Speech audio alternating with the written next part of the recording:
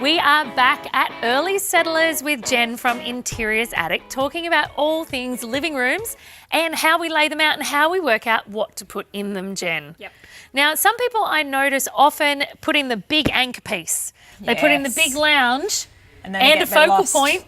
Yep. Which is usually a TV. Yes. If there's a man in the house. Well, yes. She keeps saying yes, and I'm right. I'm just being diplomatic. Yeah.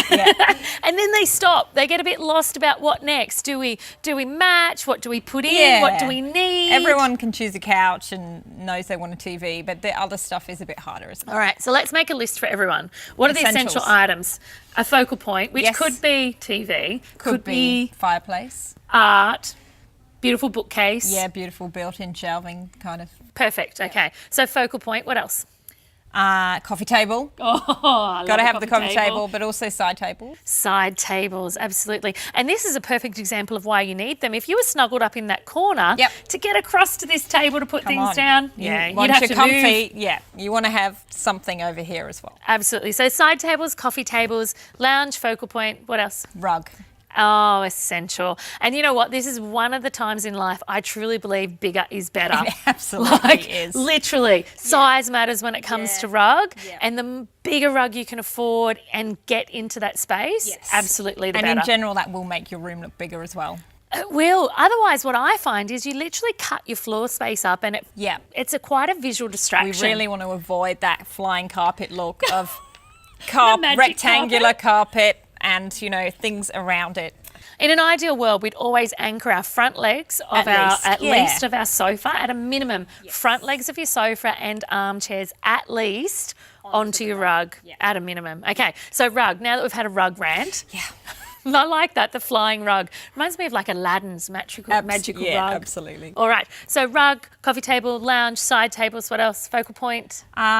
Window coverings. Yeah. Very important. I'm a big fan of the plantation shutter, but they are an investment, so they're not for everyone.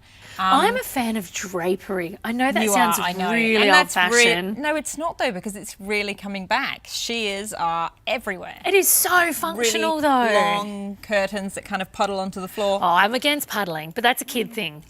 Yes. Can you imagine three of my boys and my daughter running along the puddle? But you definitely can't have them too short, because that's worse. Oh no, that'd be a bit like a bad fringe. Yeah, but it's really important. Like, it can really...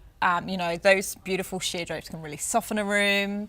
Those shutters can add a really sort of Hamptons look if that's what you're after. Yep. So don't underestimate the window. The power of window furnishings. And especially if you're in a place where you've renovated or you're wanting to renovate and the windows are a bit manky. This is exactly my house, you know. I've got some quite dated metal framed windows, but you wouldn't know from the inside because they've got shutters everywhere. And so they look, you know, they could be brand new windows, I like it. Now this I know is a passion of both yours and mine. The one element we haven't mentioned yet, two elements. One is lighting. Yes. So we have our task lighting. So, you know, when we need to clean and vacuum and get underneath the lounge, we put on our down lights. Absolutely. But at night when we're sitting there watching TV, we need to think about ceiling, eye level, thigh level, table level lighting. Absolutely, yeah. You want to just be able to relax. You can't relax of an evening with just bright halogen downlights. No. And equally, you can't turn everything off and not be able to find your... You'd be stumbling for your cup of tea, Jen. Exactly. And that cup of tea is very important, isn't it? So, and it's just a mood setting thing as well. It's atmospheric. And so for people that don't have a lot of floor space and they're going, but you know what, I can't do that. Think about hanging a pendant over one corner of the lounge, nice and low. Or that's actually a really interesting point. What if everyone's going, that's great if you've got a huge house, Jen, like that list is amazing. Like, I've got a small lounge room. Should I lose some items? The answer is no, go smaller. No. That's right. So explain that. Well, you know, some people would say, well, obviously I have a small living room. I can't have side tables. That's an obvious thing that I would cut back on. Just get smaller, you know, get something that's, you know, this kind of diameter. It can still have your cup of tea and your book and it still looks lovely. So I don't feel like small space, have a couch and a coffee table and nothing else. Just Absolutely. Everyone's catering to the increase in people living in apartments, and you can Correct. get smaller versions of everything now. And you can even get really, really clever furniture. Like I love things that are double duty and that are, Yes. extendable or Yes. nesting tables, all of that kind of stuff. Well, I even saw an amazing table the other day that I actually am bringing back to my house, that it's a traditional old table, but it's at the perfect height that when you spin it around, it actually comes over the top of the arm. That's so cool. And so literally if you had a smaller space, you could have it half overlapping the arm of the lounge. Yeah. So, it's a side table but takes up smaller area. And you can have like a smaller nest of coffee tables where one of them could come out and be used as a side table. Perfect. That's like good bang for buck too. Absolutely. That's great bang for buck. Yeah. All right. So the last thing that we haven't mentioned, which we all know is essential, especially in your world, anyone who's seen your bookcases or your coffee tables, is the finality of styling. Yeah, you have to accessorize. That's what's going to make your home look like yours or give it personality, make it unique, make it not like everyone else's. So stamp it. Absolutely stamp it. You can't just have function and nothing else. No heart, no soul. Absolutely, yeah. And All that's right. the fun part. For some. Yeah.